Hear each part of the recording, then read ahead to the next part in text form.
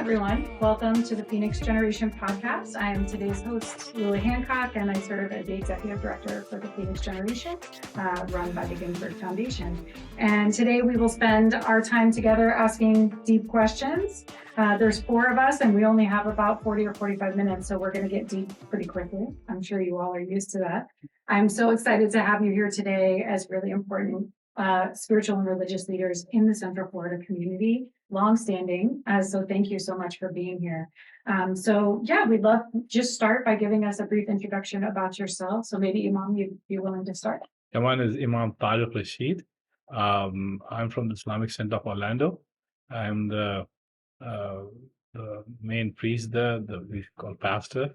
So we call it Imam for the last 32 years now. Oh, 32 years. Yes. That's awesome. Yeah, and I enjoy doing it. Wonderful. Thanks. Joel? I'm just a generic Christian that pastored Northland for 32 years, and then since have worked more in the city well-being. I'm the pastor of community benefit at Action Church and the chairman of the Central Florida Pledge. Wonderful. Thank you so much. Yeah, I just want to say there's nothing generic about anybody at this table. Everyone. I'm Rabbi David Kay, and I serve as the chair of the board of directors of the Interfaith Council of Central Florida. I served a congregation here in Orlando for 17 years, retired from the pulpit about 4 years ago, engaged in the community in ways that I've been wanting to do for a long, long time. So I'm happy to be here. Wonderful. Great. And with my other hat on, I am engaged with the Central Florida Baha'i community, the Baha'i faith. And I work specifically, one of my passions with them, just like it is at work, is at home, running youth and children's programs. And I might chime in a little bit, from my faith background a little bit. So one thing we do at the Phoenix Generation is we play a little game called Where Are You From? And when you ask people where they're from, they say something like Orlando or I'm, of this faith. But then we ask them, no, like, where are you from? Like deeper, where are you from? And so from this place, we'll kind of ask you, like, we think that the way that you were raised, your spiritual ideology, the one that you've chosen as an adult, frames who you are and is really where you're from. So maybe you guys could tell us a little bit more about how you identify religious and spiritually, and then how that has shaped your worldview. So, Rabbi, you want to start? Sure. So I was raised in the denomination of conservative Judaism, which is capital C, doesn't have to do with politics or even theology. Conserve in the sense of conserving tradition while embracing modernity and making the adaptations that you need to make. I think, where I'm from in that regard is something that was put forward by Rabbi Dr. Abraham Joshua Heschel, which is radical amazement.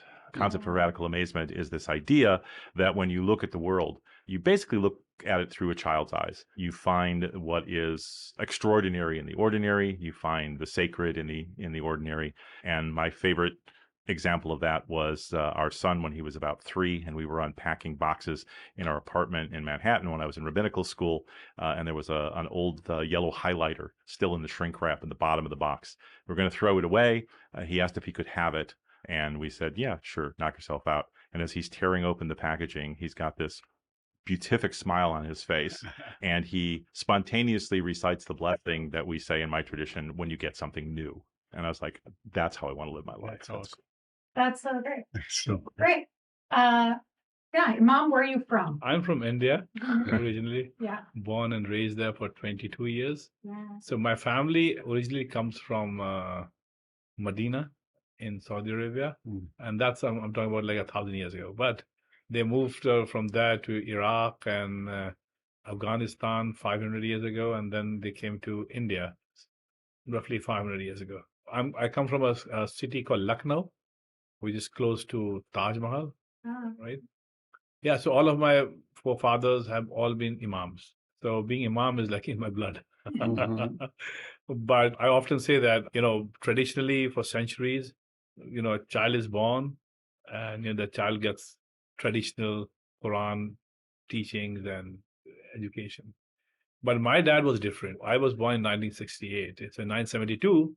My dad decided to enroll me into a Catholic school, and I was the first person from my family to go to a Catholic school. So just because my dad was thinking differently. He believed that, like you're talking about modernism. He says he thought the same way. He said that, well, traditionally we have been following our traditional Islam, which is fine, but now the world is changing. And I'm talking about 1972. Mm. So he put me into a Catholic school, and I was taken to church every single day in the morning, and I was taught all the prayers of Bible. So when I came to America and I made friends here, I was surprised that many of them say they're Christian, but they do not know all those prayers that I know. And when I will sing those prayers, they'll say, "How do you know? You're an imam." I went there for 10 years, and every day in the morning we were taken to this cathedral, and there'll be 15-20 minutes prayers, and then we'll go to our classes. Yeah, so that was my early upbringing. But then in 1982, my dad said, "Okay, now let's come back to your family tradition." So I was enrolled in a Islamic school where I spent like 8 years. I memorized the Quran. Then I went to become an imam. That took 6 years. And in 1993, I came to US. And I have been an imam here since then. Yeah. Yeah. An imam raised by priests and nuns. Yeah. Who knows the whole Yes, Quran? yes. And probably most of the Bible. And here I would like to add that something that is very, very beautiful is that when I would go from here, my principal, Mr. Ledley, he passed away 5 years ago. He was a gentleman. So he would take great pride in saying that, this imam, he's my student. So Yeah. it used to be very nice. Wonderful. Yeah. Wonderful. Yeah. Dr. Hunter, where are you from? I can see why we're around this table, because we're all fascinated with things that are unfamiliar and outside our box, outside our category. I was raised in a very small town in Shelby, Ohio. We had no Black people, no brown people, no people of other religions. We had one Jewish person who was my Latin teacher, but very homogenous constituency. But my mom was always fascinated with differences. And she always said, "Joey, if you're not talking with someone who thinks differently than you are, you're not learning anything." And so immediately when I went to college, this is the middle of the 60s, I got involved in the civil rights movement. I came to a real commitment to Christ at that time. And we have in Scripture, it says, in Galatians, it says, "It's no longer I who live, but Christ who lives in me." In other words, I so identify with Jesus because Jesus was the one who kept going outside just the religious institutions to people who lived on the margins. And so that's kind of who I am. I've always been fascinated with differences. I learned so much, but it's because of the character of Jesus that I'm more interested in what goes on outside the church than inside the church. So yes, as you mentioned, I think there are similarities around this table. From when I was little, I just knew it to be true. I didn't even think to question it, that every person was a soul. Like every person you were looking at was a person from God. And if you believe that, my parents also told me the golden rule is in every religion. So if you believe this, then this is the way you treat people. This is the way you approach humanity. So that just was the way I went about living my life. And I'm so grateful, that I've always had this foundation. So, it served me well. So yeah, I think we are similar in that way. So tell me a little bit about some common misperceptions that people might have of your faith. One thing in the Phoenix generation, we do like to talk about differences, but some people are nervous to ask. They don't want to offend anyone. Maybe they don't know anyone from that different background. Many students that I worked with who have come to college or moved to Orlando have never met anyone from a certain background, and they don't want to be offensive. So what do you think are some common misconceptions maybe that people have about your faith system, and maybe what do you wish that they did know about your faith? So Joel, do you want to start? Oh golly, this is a dangerous time to be a evangelical Christian because it's being so redefined politically and turned into something quite the opposite of what I believe true Christianity is, and that is love and service, humility, and when you think Christ on the cross, you win by losing. It's you put other people's lives before yours, and so one of the great, or not great, but big misconceptions of Christianity now, for those who are on the outside, is, well, it's just a way to get more power. It's a way to dominate the culture. It's a way to tell everybody else they're wrong. It's a way to shame people. And so it's as I said, it's just the opposite of how Jesus lived. And so it's frustrating right now because every time you're introduced to someone who is not a Christian, you feel like you say, well, I'm a Christian, but not like you're thinking, So that's the common misconception, and every misconception has a basis of truth. I mean, there are Christians that's the way they live their lives and assure themselves that they're right, but it's not the way Jesus lived. And so I think that I would love for everyone to know that we're here for them. We're here to make their lives better, not just other Christians. And so that's kind of where I'd go with that. Well, let me ask you a follow-up to that, because ever since I've known you, you've openly defined yourself as an evangelical Christian. What does that mean to you? Evangelical, basically, it's literally means good news. People who want to tell other people the good news. And the good news, of course, for us is Christ. And so we do believe in Scripture. We think that Scripture is the Word of God, and so we just try to follow as best we can. And so our lives aren't based on a philosophy or an ideal. Our lives are based on following Jesus, trying to obey what Scripture says, and making the world better for everyone. And that's really, there's not a lot of people these days who sees a fervent Christian come in and they say, "Oh, here comes some good news." It's all like dive in the doorway, but that's what evangelicals believe, that we have the news that will make everybody's life better, and not just those who believe like we do. Interesting. Imam, what do you think? What do people misconceive, and what do you wish they knew? I mean, there are many misconceptions out there, unfortunately, regarding Islam and Muslims. But I'd like to mention here one thing, and that is that what is the reason for all those misconceptions? I think the reason basically is ignorance. I'll give you an example. Since I went to Catholic school 10 years, now I know a Christian Bible, I know Christians, I know church, I know so many things about Christianity, which I can say that in US I found out that many people who say that they are Christians, but they don't practice, they don't go to church, and they don't learn Bible. I feel that just because I went to that Catholic school, I know all that since my childhood. So now if somebody like Dr. Hunter is talking about his faith, or Rabbi Case is talking about faith, I will not be misled by anybody who talks bad about his faith or his faith, because I've seen it, because I have learned it.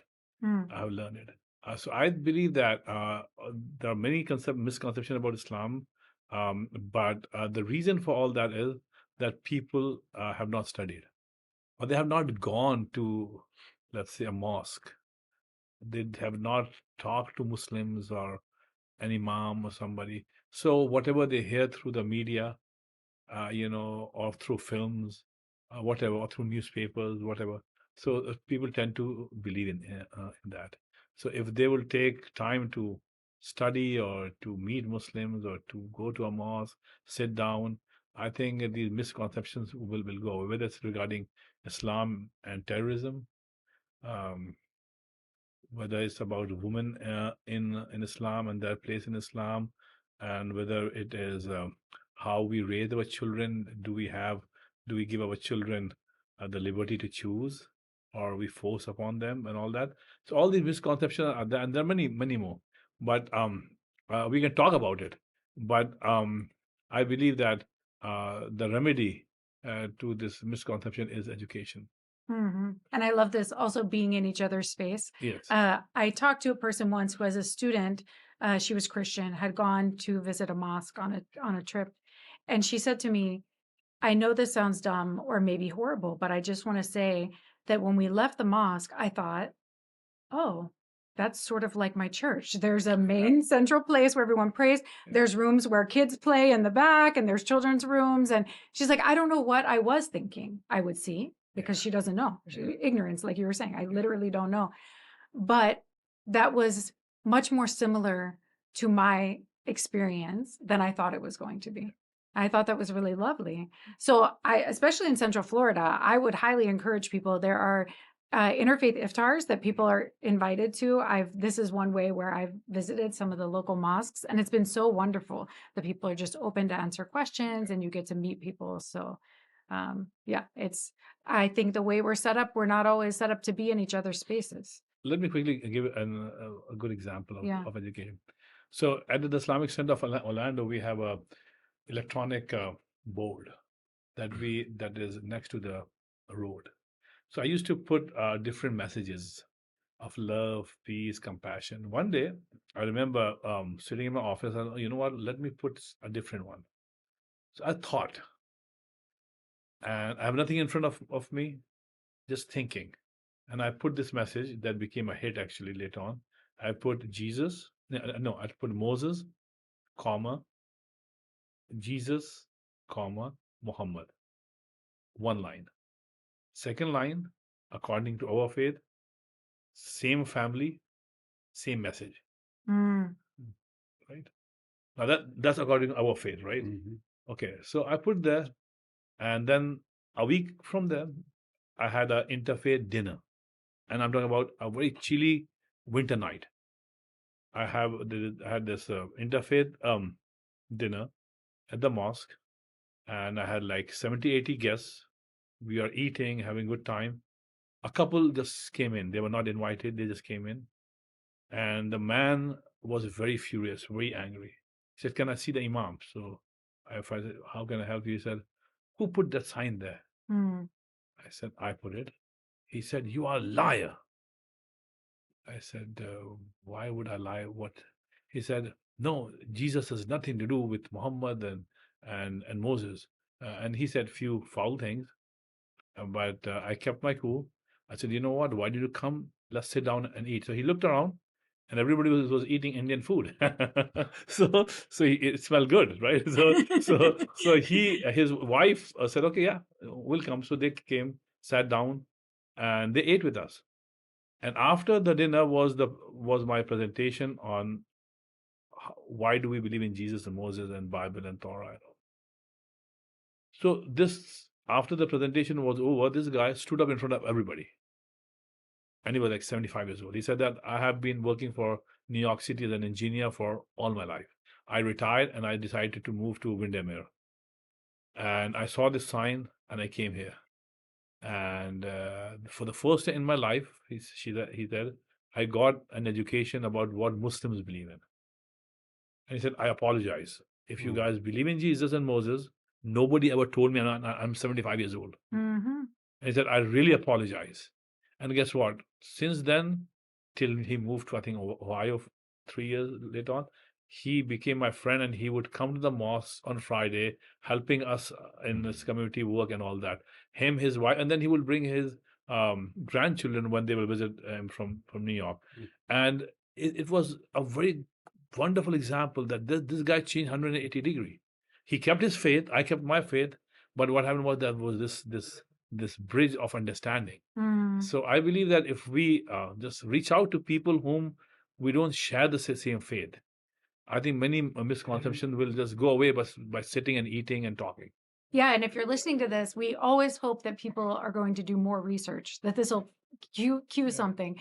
At one point, when I talked to a Muslim and was getting educated myself about the Islamic faith, I learned about the relationship of the Virgin Mary with how this is, thought about and revered. And I just read so much about it because, again, I never knew how I didn't know that. That was never something. And again, I guess just based on my preconceived or what you hear, that was surprising to me. And I'm like, why would that be surprising to me? But it was. So You should read more. Mhm.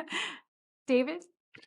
Yeah. So, how much time do we have to Yeah, I talk about know. misconceptions about Judaism? But, historically, a lot. And really, the quintessential anti-Semite, if you will, probably the Pharaoh of the enslavement in the Book of Exodus, because he's the guy who says what anti-Semites have said and what people who misunderstand Judaism and Jews have said for the intervening millennia. He's worried that there's too many of these people around. I see them everywhere.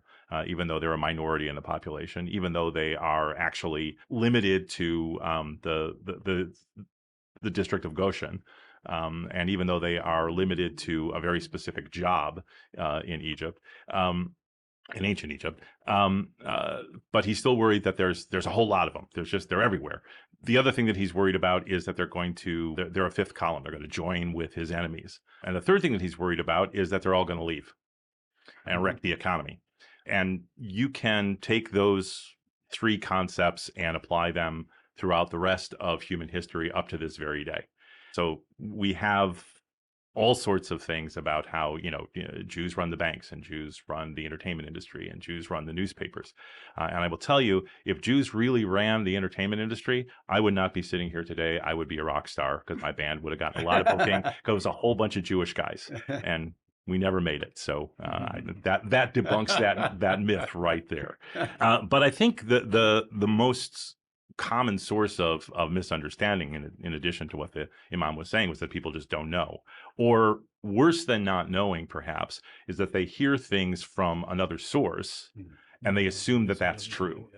I get approached a lot by folks who are either, troubled by just the concept of religion, or would like me to convert to their religion, or just are haters.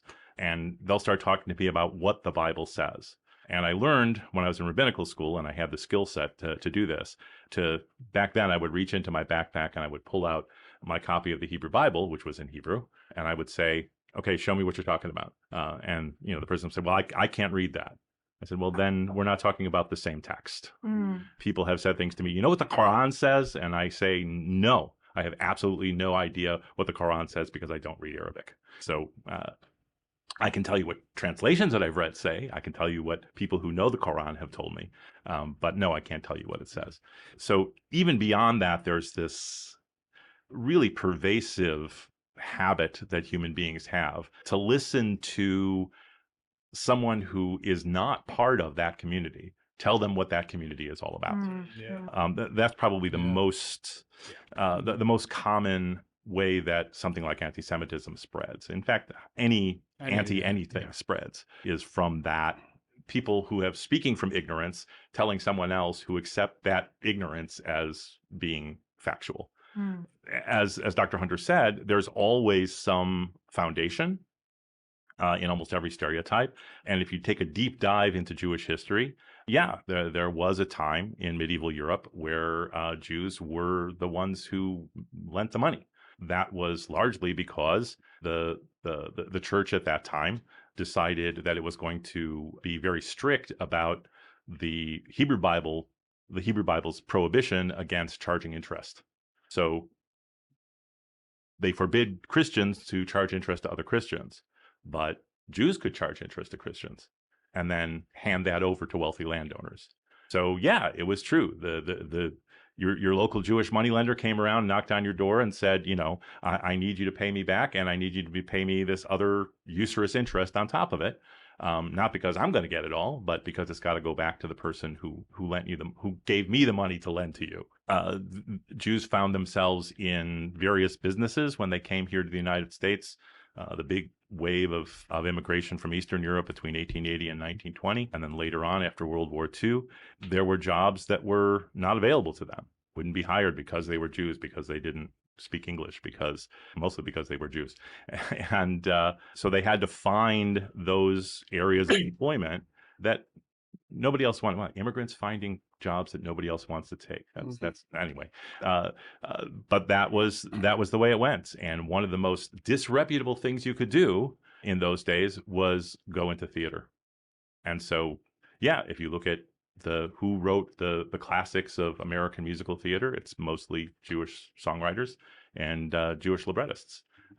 That's because that's where they could go and make their money. So that misunderstanding, by the way, I'll just add this one last thing. One of the areas that Jewish creatives were most successful, believe it or not, was in writing Christmas music. Because that was very popular. And the single most popular, most recorded, best-selling Christmas song of all time, White Christmas, was written by Irving Berlin, who was a nice Jewish boy.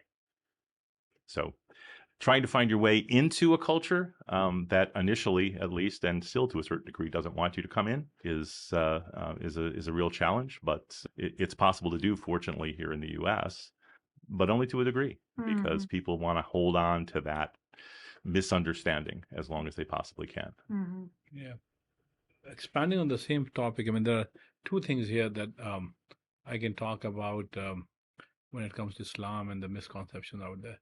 One is, like Rabbi said, misinformation.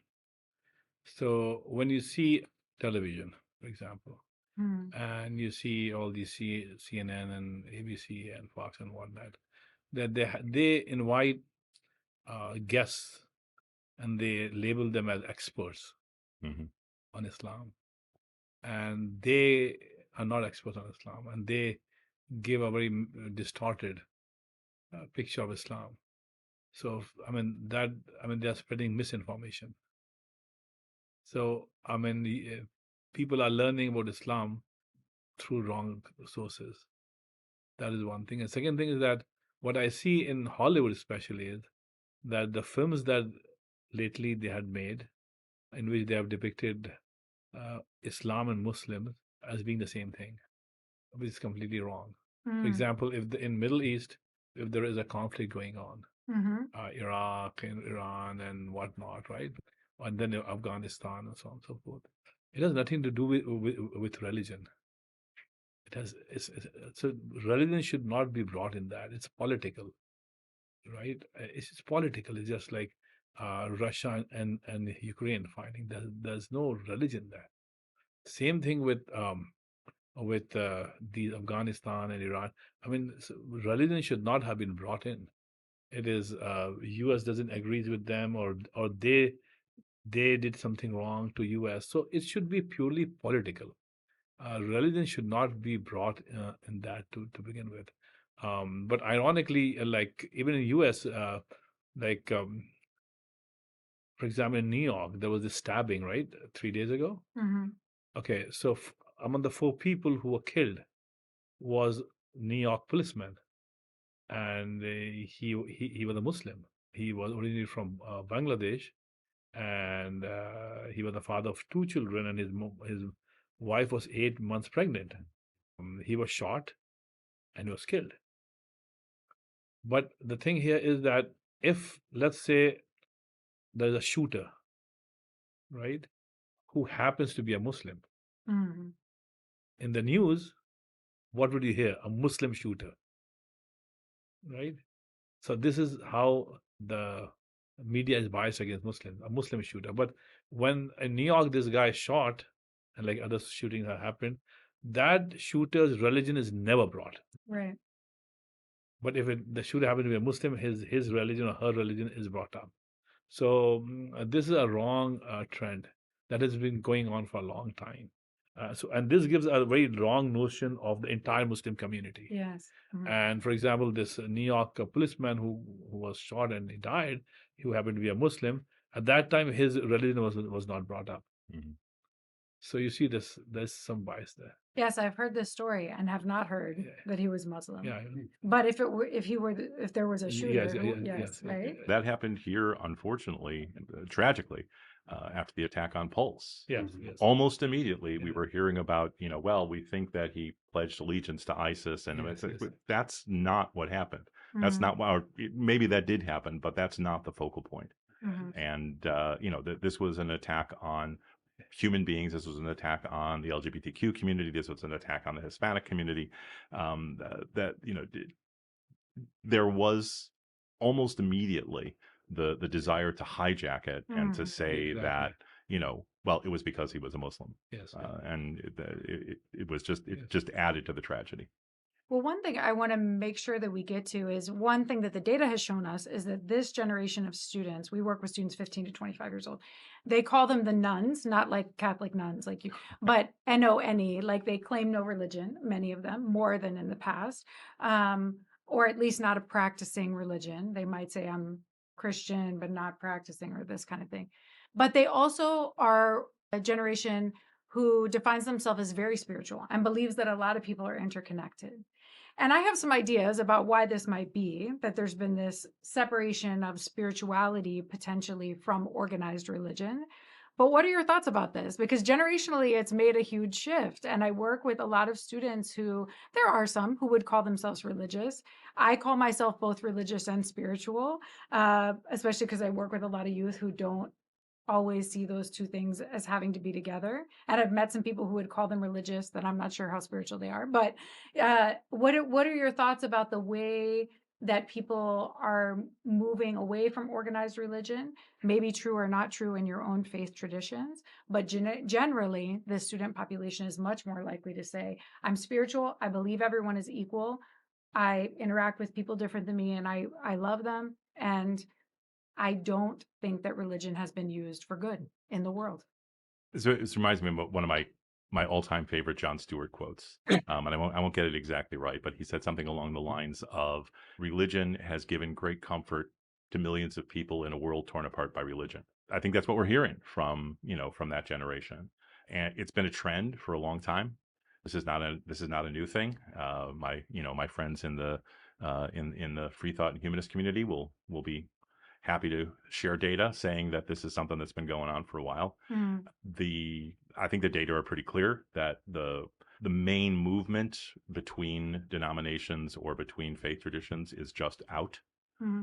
I think it's pretty clear that the pandemic was a catalyst for that as well, because the organized houses of worship had to shut down.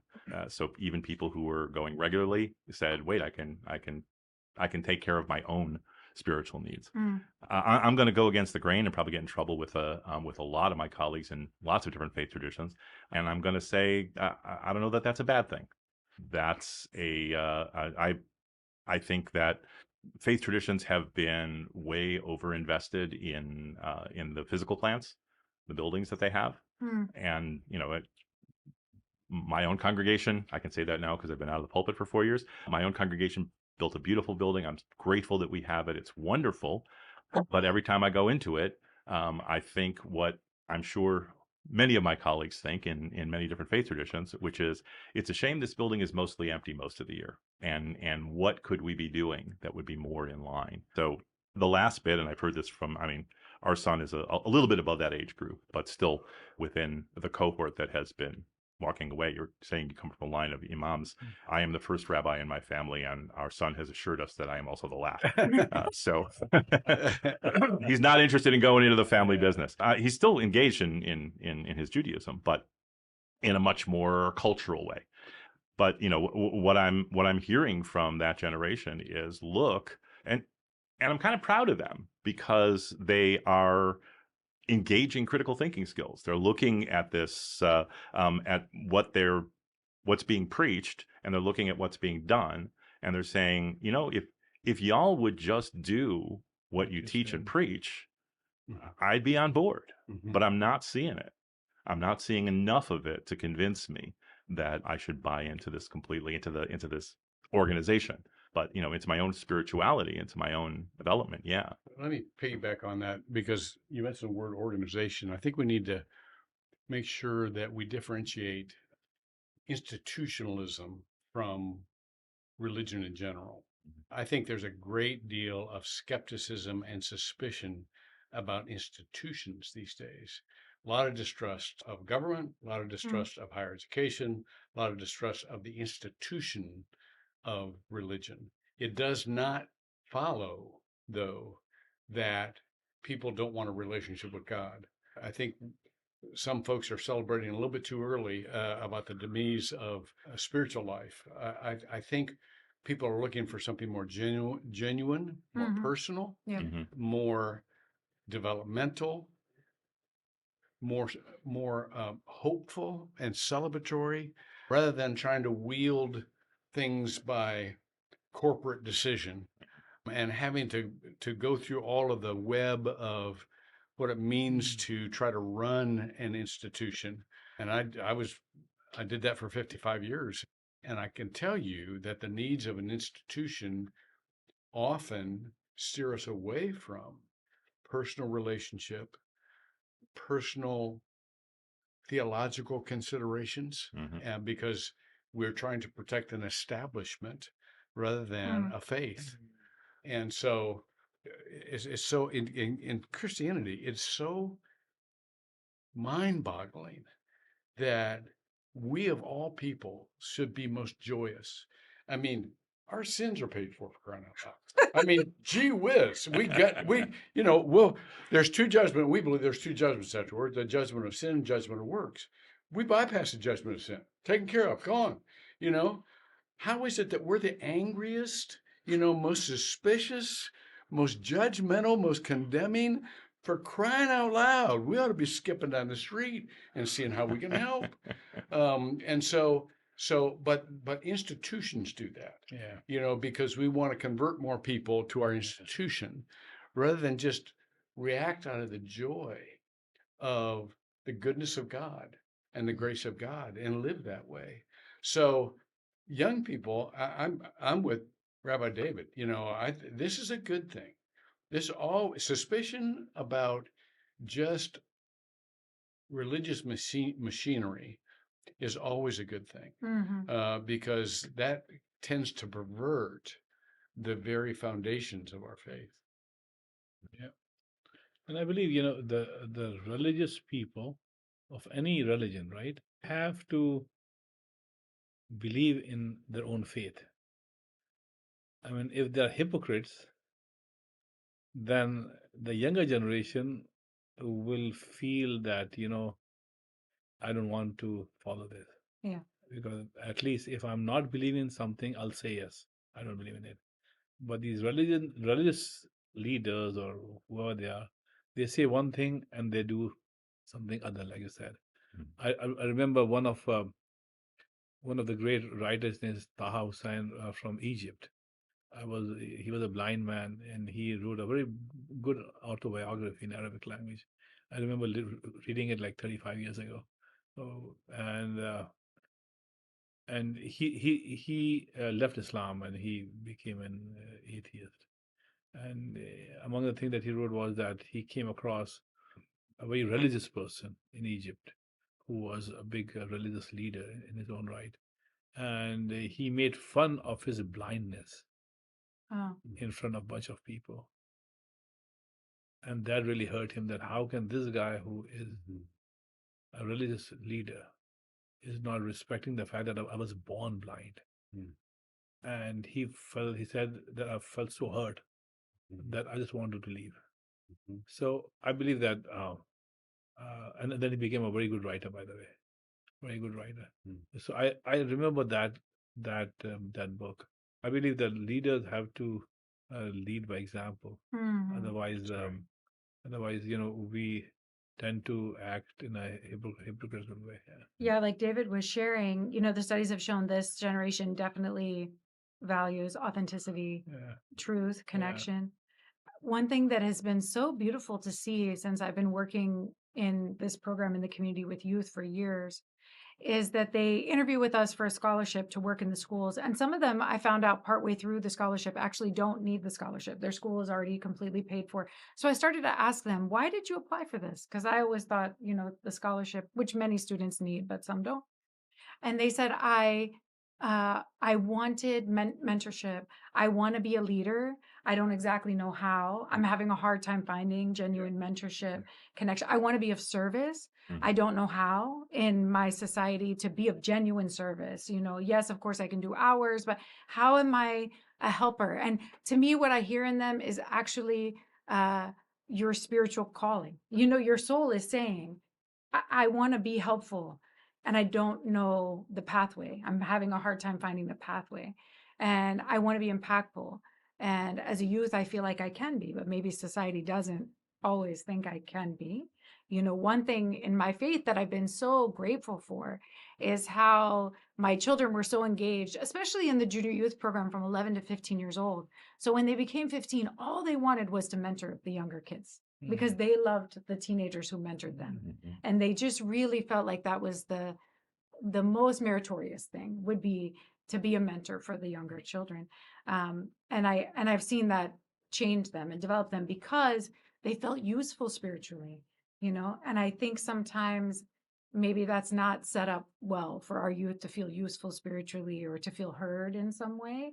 And I think we have to figure that out, because to think that they don't have a desire for that, I'm not sold on that. Yeah. With how many youth that I work with, just like you said, sometimes when I hear people judge youth, I think just like you said about Islam, they don't know a lot of youth deeply. That's true. Because if you sat, except for my niece, she's Right. so deep and beautiful, Yeah. but youth generally are not, Yeah. So I think a lot about how we engage this drive, about this spiritual desire for youth to do what I think, like we call your 2-4 more purpose, work on myself so that I can be of service to humanity, like you said.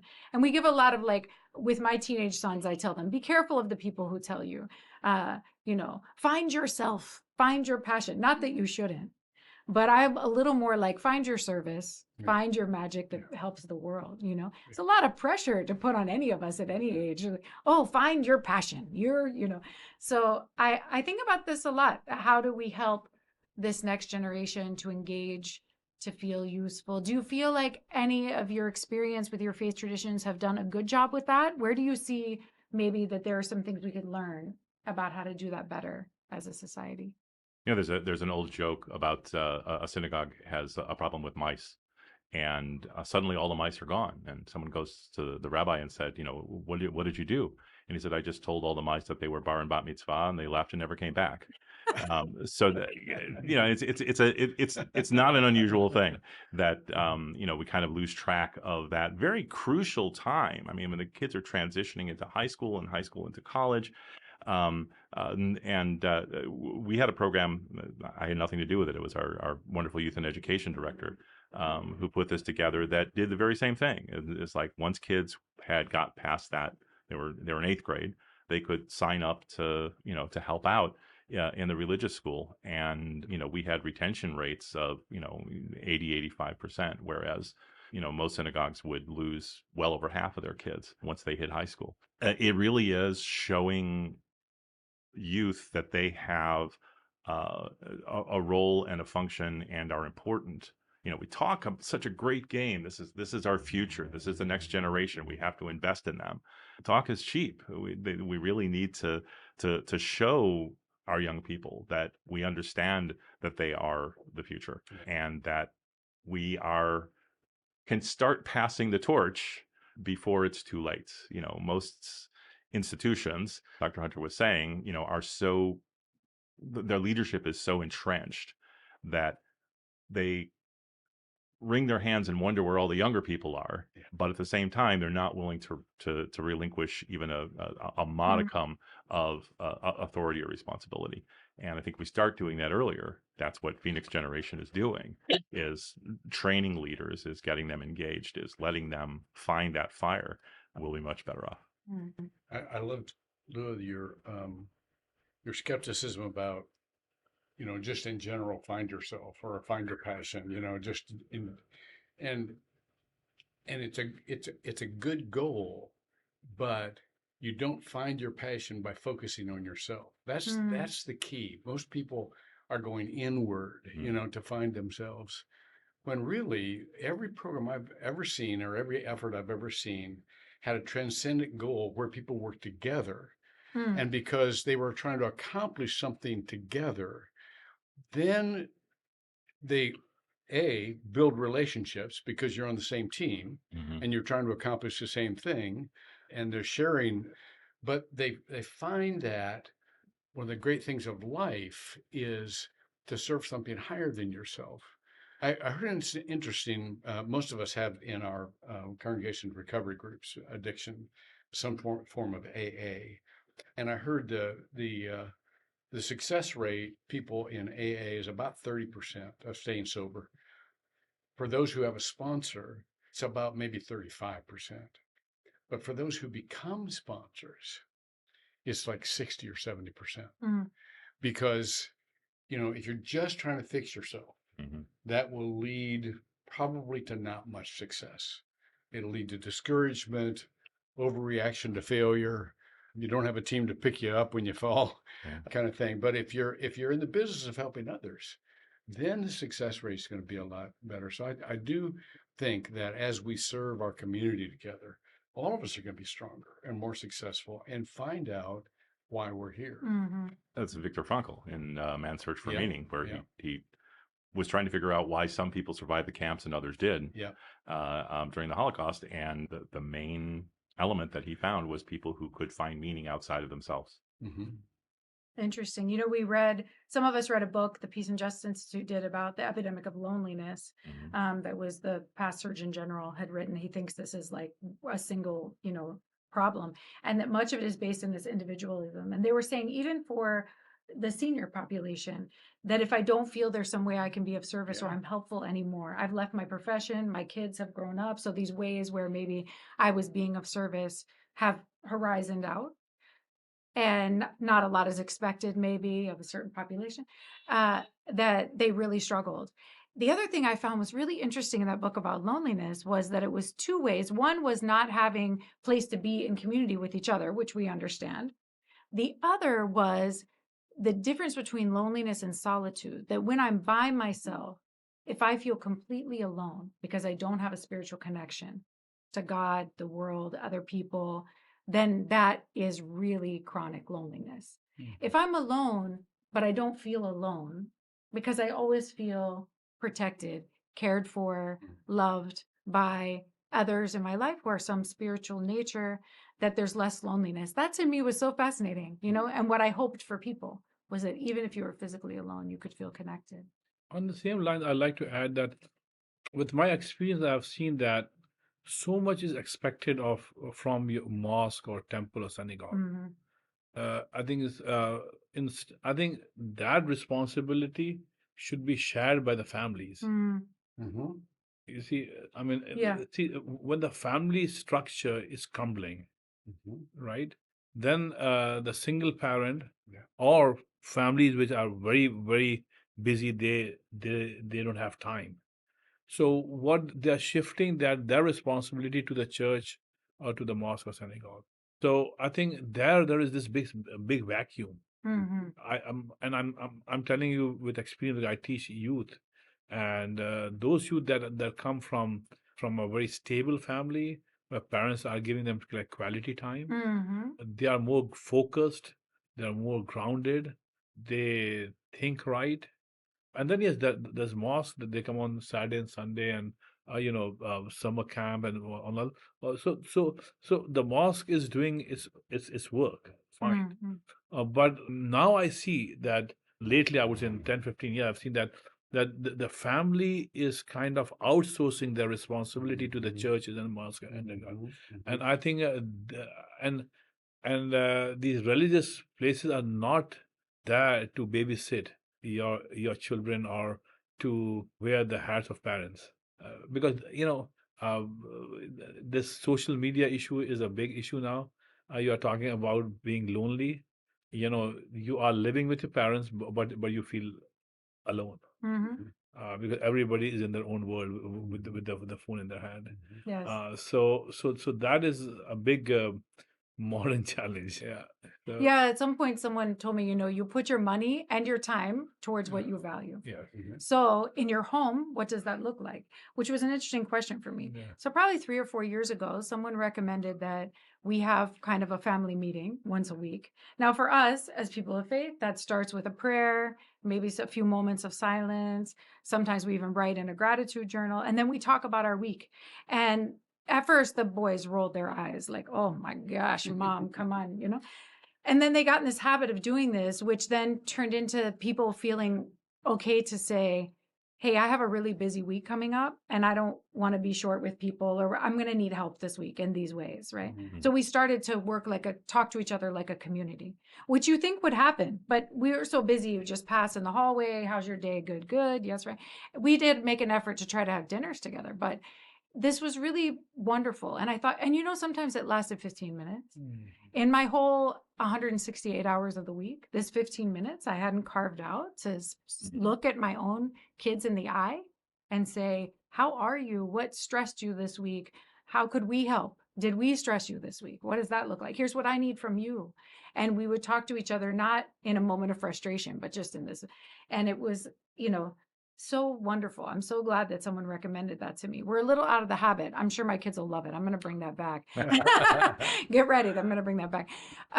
We're running short on time, but just quickly, I wanted, David, I know a little bit about the Interfaith Council of Central Florida. I've done some work with them.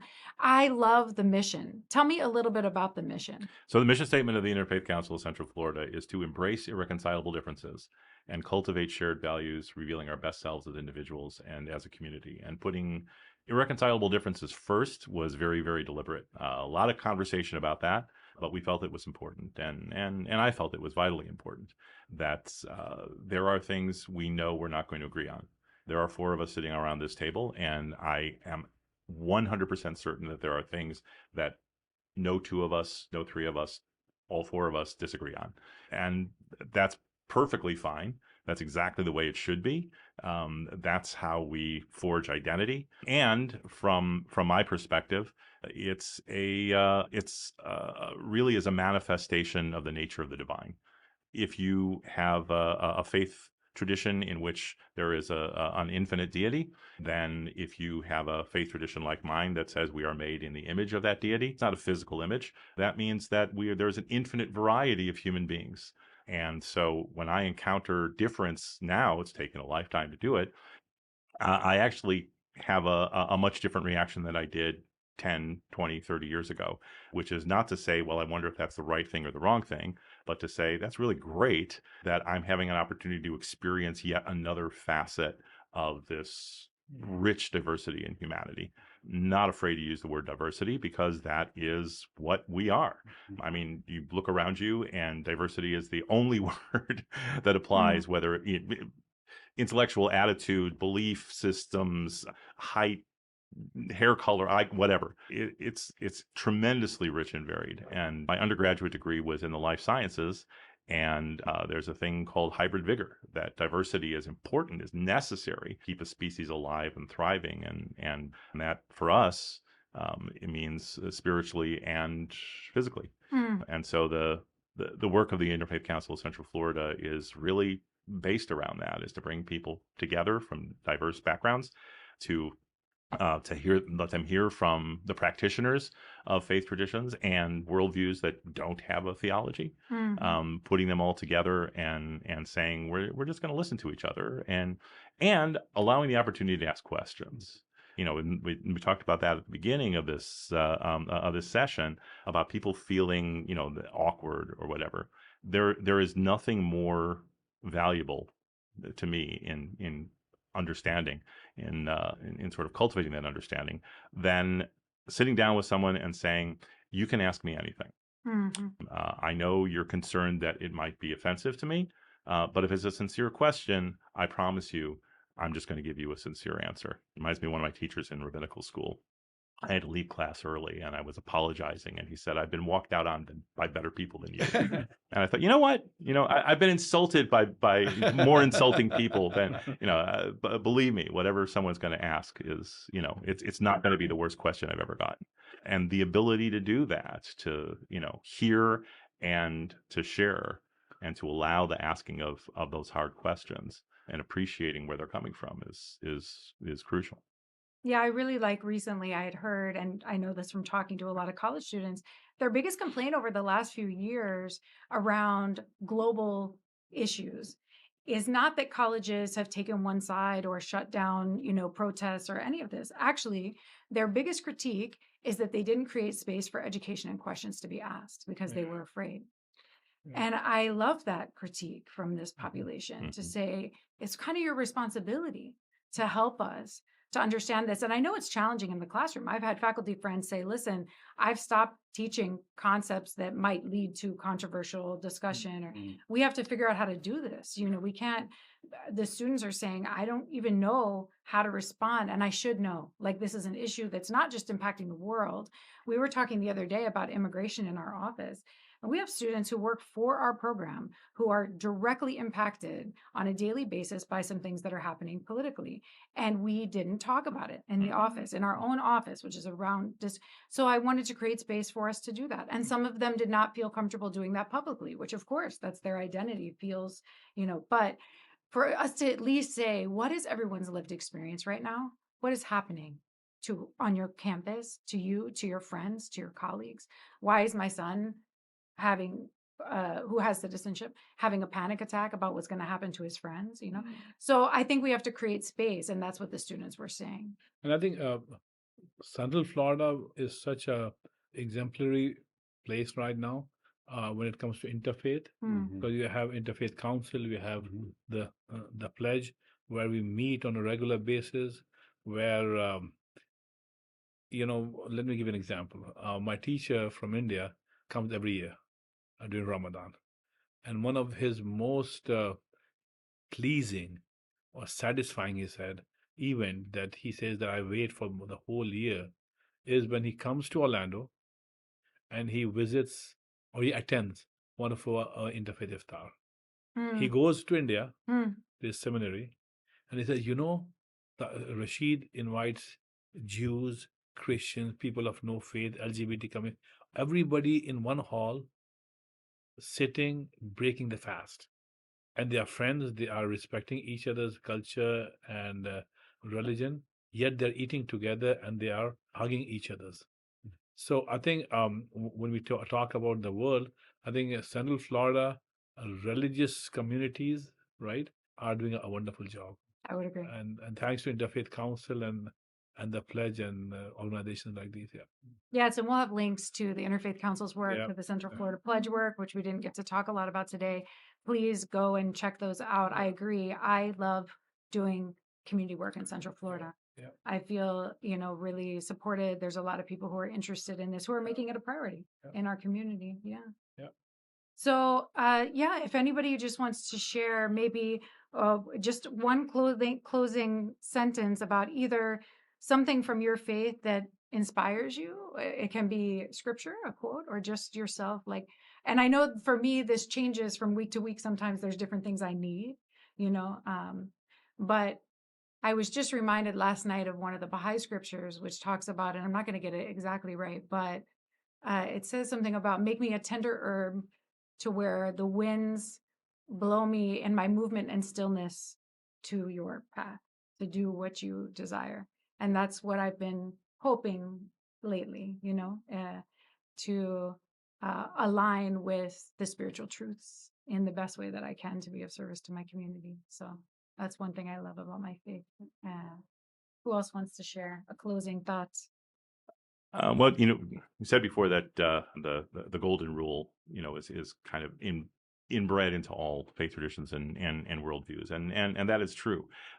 But I kind of like the way it's framed in rabbinic tradition. Hillel was one of the great scholars of the Talmudic times, and the way he put it was, "Do not do to another that which is hateful to you. The rest is commentary. Go and study." He was responding to somebody who was being annoying to him. And I like the double negative because for me anyway, it feels less transactive. Do unto others as you would have others do unto you. It's sort of like, well, I did you a favor. Now you got to do me a favor. I know that's not the intention, but I hear that. But don't do what you wouldn't want someone else to do to you is much more of what I think the purpose of any religion or worldview is, or philosophy, is to teach yourself self-control and to impulse control. That, I want to do this, but I realize it's something that would be harmful to me if it happened to me. So I'm going to refrain to do it. I'm going to tap into my humanity and not do it. I want to agree with the Imam about this special culture that we're building in Central Florida. And when I think of just a closing thought, Jesus talked about, when they asked him what's the greatest commandment, he said, Love the Lord your God with all your heart, soul, mind, and strength, and your neighbor as yourself. And I love how he pointed it towards the positive. Love, love God, love your neighbor. This is not a survival mechanism. This ought to be a joyous thing. This ought to be fun. I love getting together with you guys because you're my friends and we're in this together. And that's the only thing that will sustain a movement. You can't sustain a movement out of a moral mandate, even though it's right. You can't sustain a movement unless you want to be involved with those who are moving with you for the betterment of other people. So I think that's just a key element. And I'd like to just mention last thing, that one of the most beautiful saying of Prophet Muhammad is that when he said that "Irhamu man fid dunya yarhamukum man fis sama," which means that show compassion and love to everybody who is on this earth. So God, who is the most compassionate, and He's in the sky, could show His compassion to you. So it says that compassion and love to all of them. Yes. Well, ending on that beautiful note, there is a lot of work we have to do. We will continue to do it together in Central Florida. I know of the people here. You are welcome at any of our congregations or to ask us any questions. And we would invite the youth to participate in any of our programs. Bring your full self, bring your full question, and we can build a better tomorrow together. So thank you all so much for spending your time here with us today. Thank you for inviting us. Yes. Pleasure. Thank you. Thanks so much.